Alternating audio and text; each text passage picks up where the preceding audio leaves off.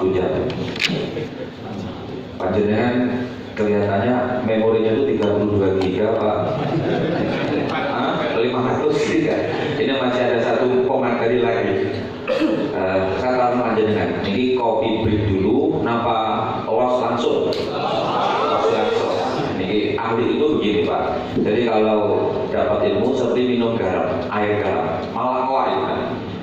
Terus langsung kepada beliau ya Zizi 1 jam untuk menyampaikan materi video siasat dan pemasaran komunitas. Assalamualaikum warahmatullahi wabarakatuh. Bismillahirrahmanirrahim. Walhamdulillahi wa la ilaha illallah wallahu akbar. Wa la haula wa la quwwata illa billahil aliyyil azim. Al-azizil alim. Adada kulli hafidh kulli wa yutabu adadal abidin wa dahudahidin.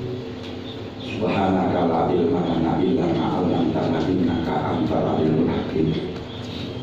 Allahumma zidna ilman wa fahma ya kasifal muskilat. Bismillahirrahmanirrahim. Wa jihadul ma'ani hatta nattali ala khawfina jihadul muskilat.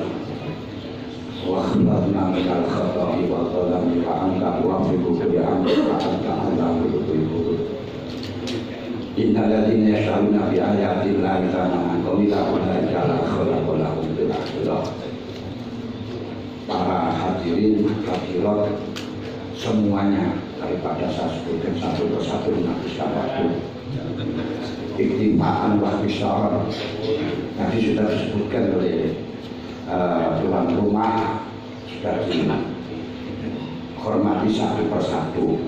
Kami tinggal menyampaikan materi saja, bahwa kali ini panjenengan semua warga Nahdlatul Ulama khususnya diajak berbicara soal mengatur dunia baru, soal mengatur dunia baru yang menjadi program Jamiah Nahdlatul Ulama mengacu penafsiran ayat Muhammadur Rasulullah walladzina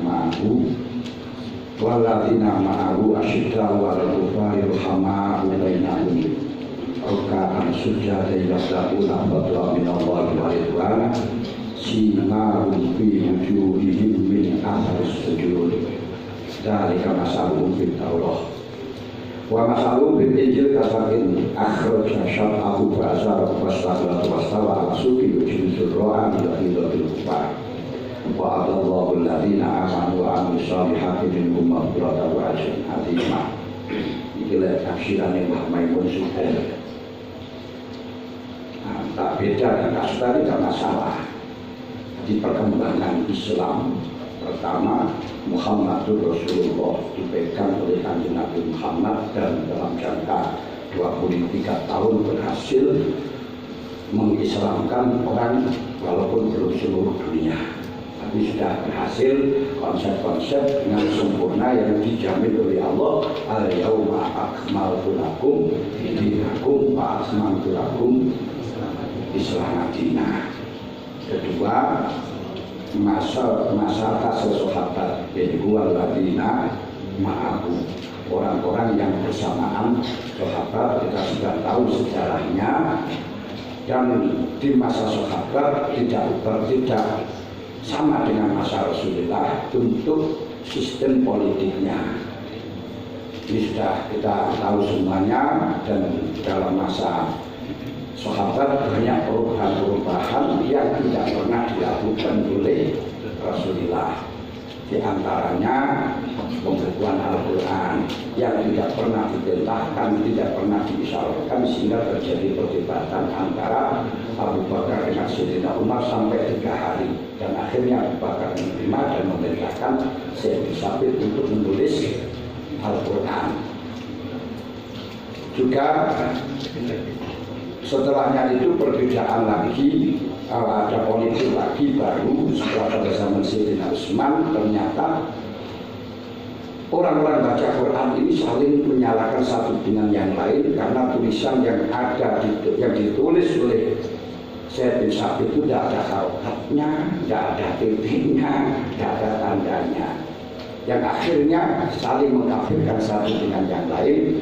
Kemudian langkah politik yang ditempuh oleh Sayyidina Utsman, beliau memerintahkan semuanya Quran seluruh dunia walaupun tidak sampai ke Indonesia ditarik, dan tidak boleh siapapun membaca Quran kecuali sesuai dengan Quran yang telah ditulis oleh Sayyidina Utsman, dijadikan 6 tulisan dan mengambil Quran yang ada di Hafsah. Kemudian Hafsah itu putri Sayyidina Umar dan istri dari Rasulullah SAW, dan kemudian ditulis menjadi 6. Semuanya tidak boleh baca Quran kecuali Quran yang semacam yang dari Sayyidina Utsman, tidak boleh menulis kecuali Quran yang ditulis sesuai dengan Utsman, yang kemudian masyhur dengan Rasul Al-Ghumani.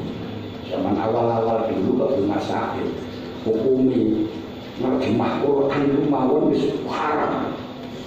Lagi-lagi nulis Quran dengan bahasa Indonesia haram, itu menghilangkan kemujizatannya. La yajuzu ayaqra al-Quran wala rasmuhu illa rasmi Utsman. Tapi sekarang nggak bisa, nggak katakan haram sudah. Kalau haram nanti akan ditertawakan orang, karena semuanya ketika dapat undangan 1000 hari ada tulisan Yasin yang pakai. Ini termasuk kemajuan.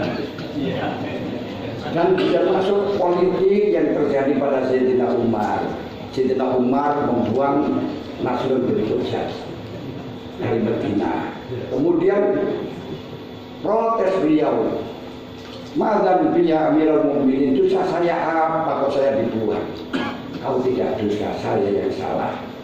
Kenapa? Karena saya tidak memberi fasilitas kamu yang memungkinkan sehingga wanita-wanita di Madinah terpincut itu terpesona, terfitnah oleh tampannya Nasrul bin Hujjaj. Dalam rangka politik ini pun dilakukan oleh Sayyidina Umar. Ini tidak pernah dilakukan oleh Rasulullah dan tidak pernah ada sinyal dalam Quran dan hadis. Tapi ini politik. Ini yang harus kita pahami dalam masalah politik. Mahwa politik wa ma'atrokama politik. Kalau itu hotel, ini maka nabitan akrobalin nasi ilal sholah wa abasa ilal pasar wa ilam yakun wahyun nazal walam yadab rasul. Jadi politik itu yang terpenting mengarahkan bagaimana kita maslahah di dalam dunia dan akhirat, walaupun tidak pernah ditunjukkan oleh Quran, walaupun tidak pernah ada konsep dari Rasulullah. Kalau Sayyidina Ali, kalau Imam Ghazali mengatakan asyasah intidharun nas ila tariqil mustaqim al-munji fid dunya wal akhirah. Jadi yang dinamakan politik itu kita mengatur manusia menuju jalan yang lurus, menuju jalan yang benar, tapi dengan catatan bisa selamat menyelamatkan dunia dan akhirat. Makanya pas kemarin itu saya hari Rabu berbicara merumuskan masalah politik untuk menghadapi tahun 2024.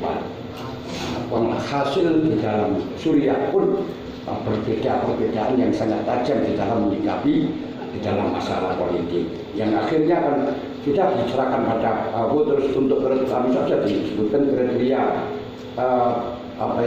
pimpinan saja diserahkan pada LBM, kemudian akan diserahkan pada Pak Najib. Saya nggak sepakat. Jadi kalau konsep di sana ada kures, ada alim, ini alim itu kalau kita cari promosi waktu masa ini jadi orang alim, kalau jadi presiden jangan cari orang alim, nggak sama konsepnya. Kalau dulu namanya presiden, imam man lahu riyasatun amatun fid dunya wal akhirah, sehingga perlu ada kebijakan urusan agama, sehingga perlu ada mustahil. Kalau sekarang nggak bisa, kenapa? Gak zamannya, gak tugasnya pemerintah untuk mengurusi agama, tapi tugasnya adalah menjaga agama. Makanya Imam Ghazali menyebutkan politik itu ada 4 macam, diantaranya politiknya Anbiya yang di sana betul khilafah nubuwah, yang di situ sudah selesai 30 tahun setelahnya Rasulullah, di mana itu malahu riyasatul amatun di dunia wal akhirah, banyak otoriter ngatur urusan dunia dan ngatur urusan akhirat pada waktu itu. Tapi setelahnya itu sudah bergeser menjadi sultan, menjadi amir. Kalau amir punya kekuasaan otoriter, seluruh masyarakat menjadi kekuasaan pemerintah, tapi hanya sebatas urusan lahir saja, tidak sampai mengatur urusan batin. Makanya Gus Dur sangat tidak sepakat ketika ada SK 3 Menteri menyesatkan Ahmadiyah. Gak boleh itu melanggar undang-undang, pemerintah kok menyesatkan aliran. Nah, nanti NU juga bisa disesatkan semacam itu. Nah ini nggak boleh yang semacam ini. Ini urusannya ulama. Ini perlu kita pahami. Hadirin hadirat yang kami hormati, sebelum kami berbicara soal perbedaan agama, karena ini juga ada urusan siasah yang perlu kita pahami bahwa Indonesia, bahkan bukan Indonesia, sekarang ini tidak ada daulah Islamiyah. Nah, tidak ada daulah Islamiyah di seluruh dunia, nggak ada. Kata di Mekah itu bukan daulah Islamiyah, di Arab bukan daulah Islamiyah. Karena apa? Kalau itu bukan daulah Islamiyah, tapi yang ada daulah Batoniyah. Sehingga kalau sampean datang ke Mekah, walaupun sampai orang Islam tetap harus bayar paspor, harus bayar visa. Bahkan orang yang keturunannya Mekah saja, nenek moyangnya Mekah seperti Habaib, itu harus bayar paspor, harus bayar visa. Ini bukan berarti itu juga bukan daulah Islamiyah, tapi daulah Watoniyah, bukan berarti daulah atau kebangsaan. Ini yang harus kita pahami. Tidak ada seluruh dunia. Memang kalau zaman dulu kita di dalam waktu musim haji itu masih membawa nama bendera Islam, tapi sekarang tidak ada. Semuanya warga negara manapun yang ada di sana membawa bendera merah putih, bukan bendera Islam, bukan bendera NU juga merah. Ini al-yauma la khilafata wa la daulata islamiyatan fil alami kulliha. Nah, tapi fil alam kulliha wa la daulata islamiyatan fil alam kulluha dualun qaumiyatun watoniyatun. Semuanya daulah watoniyah, daulah kebangsaan. Kebangsaan itu tidak melihat agamanya apa, sukunya apa, pekerjaannya apa. Yang penting orang warga di situ punya hak yang sama, tidak bisa dibedakan. Makanya kalau kita berbicara soal watoniyah, sudah tidak ada minoritas, tidak ada mayoritas, karena semuanya warga negara. Paham yang ini? Ini penting. Tidak ada minoritas, tidak ada mayoritas. Urusan hubungan negara, urusan hubungan negara. Memang para hadirin yang kami hormati, silakan tadi ya, yang berarti nama seriusan saja, serius tapi santai, boleh merokok. Di Mekah itu sampai sekarang berbicara rokok belum selesai. Hukum di rokok itu bagaimana, ini sengarong nih, sengarong kan sampai walaupun baik itu lah luka gambari usus, bolong terus rokok. Lihat laut tapi di Indonesia menyelesaikan masalah justru dengan rokok. Coba kalau masalahnya tidak ada rokoknya nggak selesai. Ini loh kemajuan Indonesia yang luar biasa semacam itu. Nah, untuk kenapa kenapa kok NU berbicara tentang ini? Karena sekarang memang dunia baru, tatanan baru. Kita sebagai santri yang notabene mengaji kitab, oke, kita terus jangan berhenti, tapi jangan sampai bodoh dengan dunia baru. Seperti contoh ini saja, sampai bersih keras, rumuskan syarat imam kudu kures, kudu alim, kudu sujud. Jelas sekarang sudah nggak laku yang semacam itu. Dan nanti kalau kures orang Arab malah menang repot. Tidak ada sekarang. Ya ini. Tapi saya juga mohon maaf, di dalam kajian fikih peradaban jangan sekali-kali keluar dari usul syariah, Quran, hadis, ijma, asal sahabat dengan metodologi kias. Kedua, jangan keluar dari qawaidul usuliyah. Ketiga, jangan keluar dari qawaidul fiqhiyah. Ini patokan. Jangan bias karena peradaban kemudian meninggalkan urusan syariat. Soal ini kenapa kok di situ? Karena sebagaimana yang saya katakan tadi, sudah wal kufar hamal itu pertama, orang-orang Islam itu biar itu dikuasai dengan alladzina ma'ahu. Terus setelahnya alladzina ma'ahu itu dituliskan asyidda'u 'alal kufari ruhama'u bainahum. Siapa asyidda'u 'alal kufar? Setelahnya zaman sahabat, apa itu namanya, orang-orang Islam dikuasai oleh golongan yang sangat keras terhadap orang-orang non-Islam. Siapa golongan? Umayyah yang dipimpin oleh Muawiyah yang diteruskan oleh Abu Yazid, dan sampai keturunan-keturunan Rasulullah dihabiskan, kecuali yang selamat hanya sedikit sekali, dikeraskan terhadap orang-orang non-Islam. Itu sejarah. Kemudian menjadi kemajuan yang sangat besar, menjadi peradaban dunia, yaitu ketika jatuh pada ruhama bainahum, golongan Abbasiyah. Dulu Salahuddin Al-Ayyubi itu saya kira mana kepada apa, dan di situ kan perubahan definisi habaib sudah. Tapi saya nggak mau bicara semacam itu deh. Tapi habaib itu bukan keturunan Nabi Muhammad dari waktu Abbasiyah. Tapi setelah itu terus berubah lagi. Itu bisa detail, saya nggak akan bicara soal itu dan tidak layak dibicarakan di dalam kebangsaan. Namun saya akan menceritakan kebanggaan-kebanggaan Islam.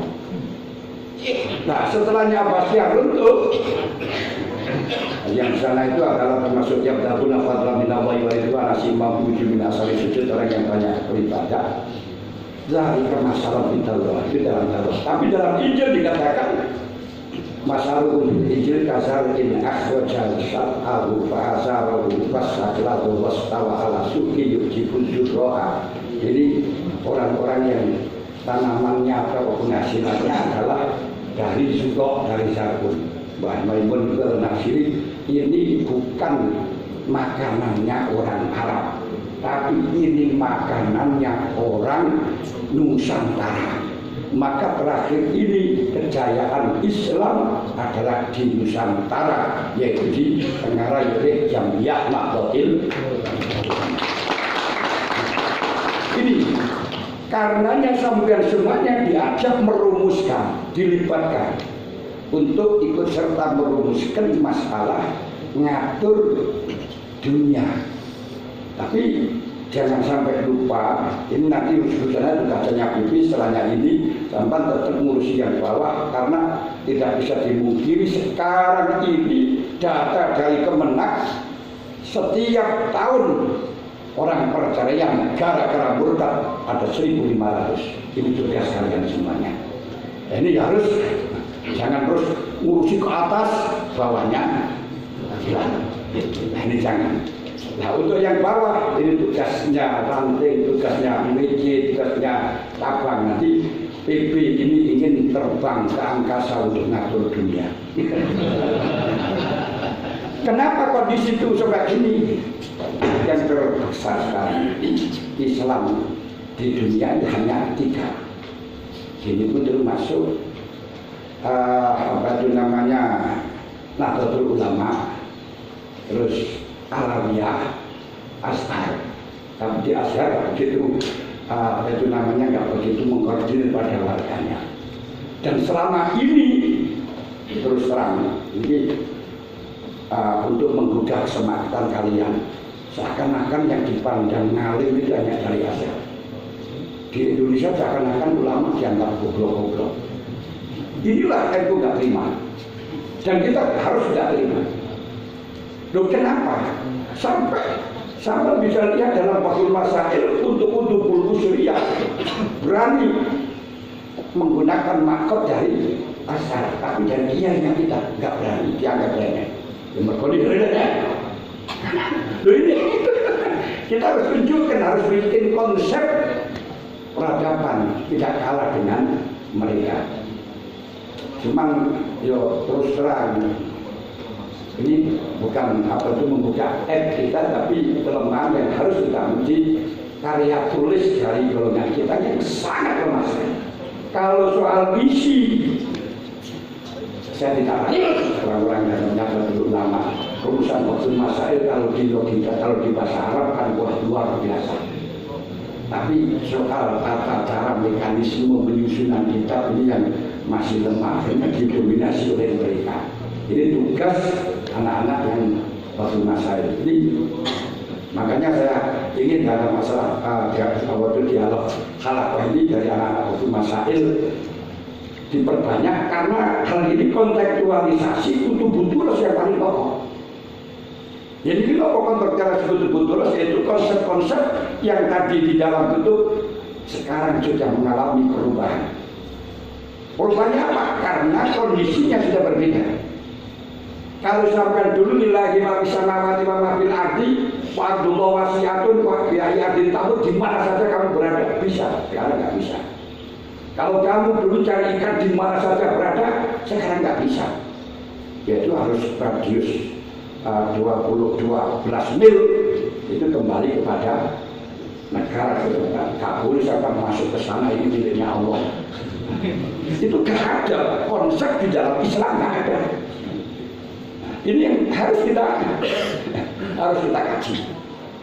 Nah, seperti konsep-konsep man badalatin fatdulu.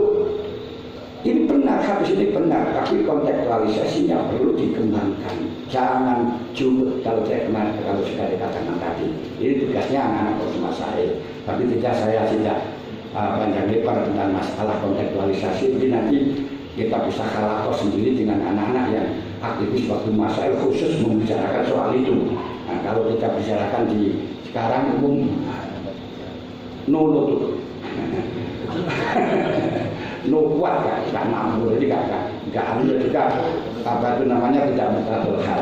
Tapi sebagaimana yang disampaikan oleh apa itu Yai Najib tadi, intinya ke sana. Makanya untuk yang kalangan-kalangan dari yang tidak aktivis Fathul Masail biasanya bersentuhan dengan konsep-konsep fikih kita, nggak akan tahu. Sebab fikih kita itu di dalam daulah Islamiyah, bukan daulah Watoniyah. Ini para hadirin yang kami hormati, perlu kita ketahui perbedaan itu. Jadi perbedaan itu merupakan keniscayaan dan tidak mungkin siapapun akan berubah. Tidak mungkin akan berubah. Jadi perubahan itu adalah merupakan keniscayaan. Allah Ta'ala mengatakan, ya ayyuhan nas inna khalaqnakum min dzakarin wa untha wa ja'alnakum syu'uban wa qabaila lita'arafu. Inna akramakum indallahi atqakum. Allah Ta'ala menjadikan manusia berbagai macam tabiat, berbagai macam akhlak, berbagai macam penyakit, berbagai macam ekonomi yang berbeda, berbagai macam agama, berbagai macam suku, berbagai macam bangsa. Tujuannya adalah lita'arafu. Maka jangan sekali-kali memandang perbedaan, tapi pandanglah persamaan.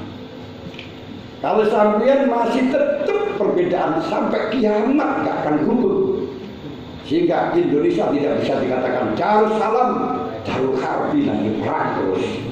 Tapi Indonesia Darussalam, daerah damai pada dunia. Coba kalau kita kaji dari atas, manusia berbeda walaupun sama-sama manusia. Kenapa? Karena beda Tuhannya. Maksudnya bodoh, kadang-kadang namanya Tuhannya beda. Akhirnya geger, nggak selesai. Tuhannya sama, bodoh Gusti Allah, nabinya nggak sama. Karena sifatnya Nabi Isa, Nabi Musa, dan Nabi Muhammad. diperselisihkan, geger terus gak selesai-selesai. Kita nggak bisa menurut kamu kayak saya ibadah geger kamu.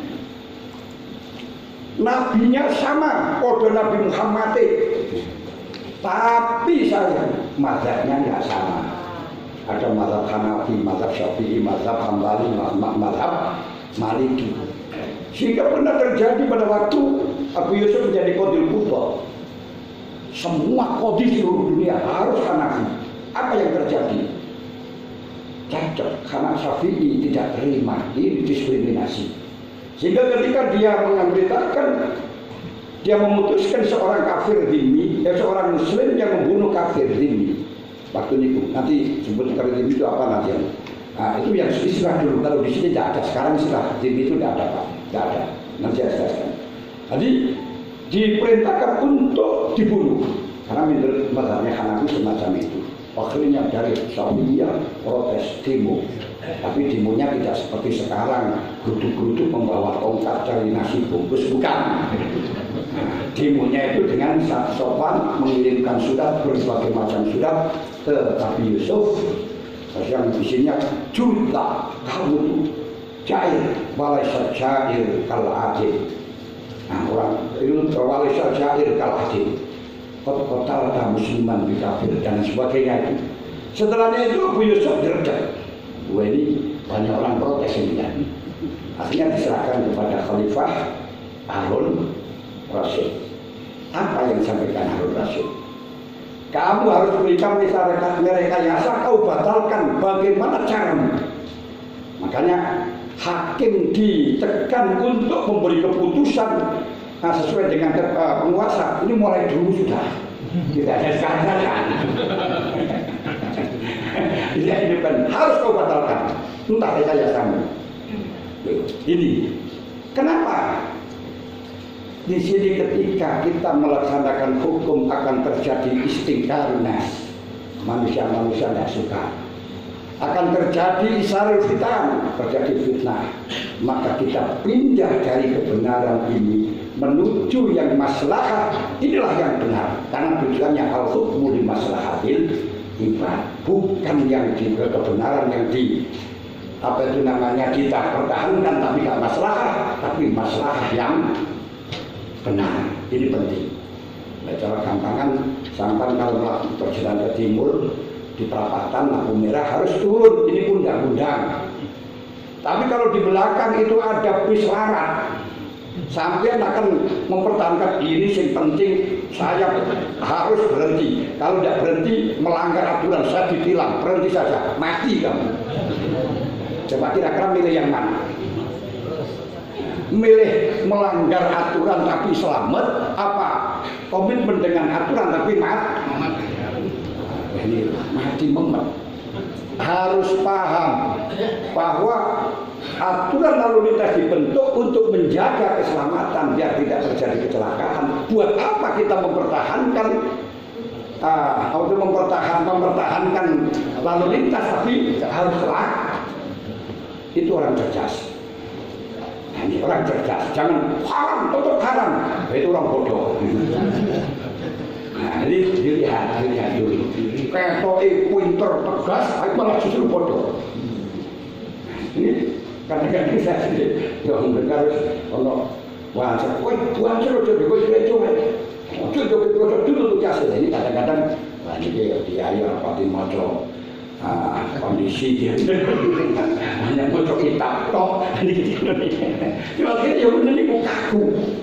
Dan ini tidak hanya di dalam Islam saja, di Kristen yang kaku banyak, Katolik yang kaku juga banyak, Hindu juga yang kaku juga banyak. Lebih-lebih yang dari PKS yang kaku banyak, yang kurang pengalaman, Pak. Hanya kan pengalaman begitu saja. Makanya kasirul ilmi qalilul ingkar, kasirul ilmi qalilul ingkar. Orang itu semakin ngalim, semakin diam. Semakin sedikit pengetahuannya, semakin banyak usil, banyak ngomong.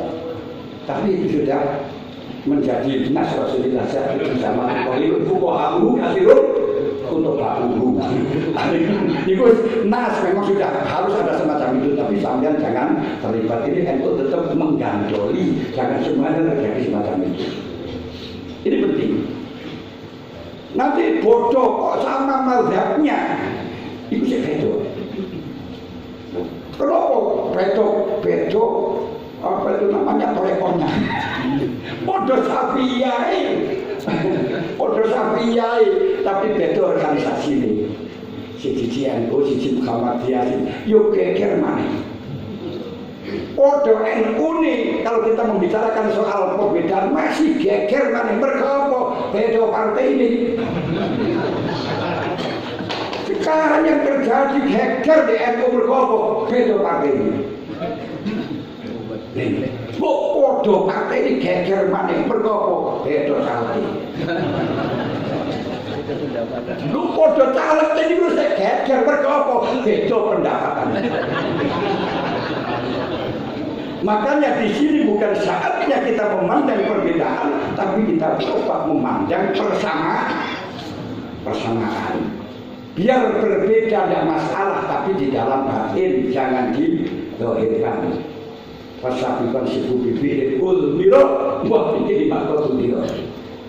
Loh, kenapa? Ini diajarkan di dalam Islam. Kalau sampai sholat, imamnya tidak takbir awal, itu tak bagus. Nah, tapi jangan sekali-kali dengan tidak bagus itu sampai kemudian takbir awal sendiri batal. Harus semua takbir. Kalau sudah 4 rakaat salat asar kok berdiri lagi, memang nggak boleh ikut karena batal. Tapi jangan teriak-teriak. Upah apa? Saya nggak sepakat, batal. Ya sudah, yang saya apa? Ini benar kan? Kalau perbedaan yang bisa nanti sikap saja, misalnya imam nggak kunut, sampai kunut nggak masalah, diam saja nggak masalah. Pokok nggak komentar, karena ini perbedaan tidak dalam sikap, tapi kalau sikap didohirkan seperti imam nggak tahiyat sampai tahiyat, ini tampak. Mantap imam nggak tahiyat atau tahiyat diri, kok nih nggak boleh dikatakan. Tapi kalau perbedaan nggak nampak seperti imamnya kunut sampai nggak kunut atau sebaliknya nggak batal, kenapa? Nggak nampak. Berbedalah di dalam urusan batin, tapi urusan lahir jangan ditambah. Ini penting. Tapi tidak bisa, atau perbedaan itu tidak akan pernah bisa kita menghindari perbedaan karena itu merupakan sunnatillah. Nah, oleh karenanya tidak bisa disamakan, tidak bisa dipersatukan, maka caranya bagaimana? Kita harus punya mikot, titik temu, persamaan antara satu dengan yang lain. Bukan perbedaan tapi persamaan. Makanya sebenarnya di dalam fikih peradaban itu yang diatur tidak hanya siasa saja. Hubungan antar manusia sama manusia, antar manusia dengan binatang, antar agama satu dengan yang lain, antar negara satu dengan negara yang lain, antar sesama agama. Ini wis enek konsep kabeh dhewe-dhewe. Dalam konsepnya untuk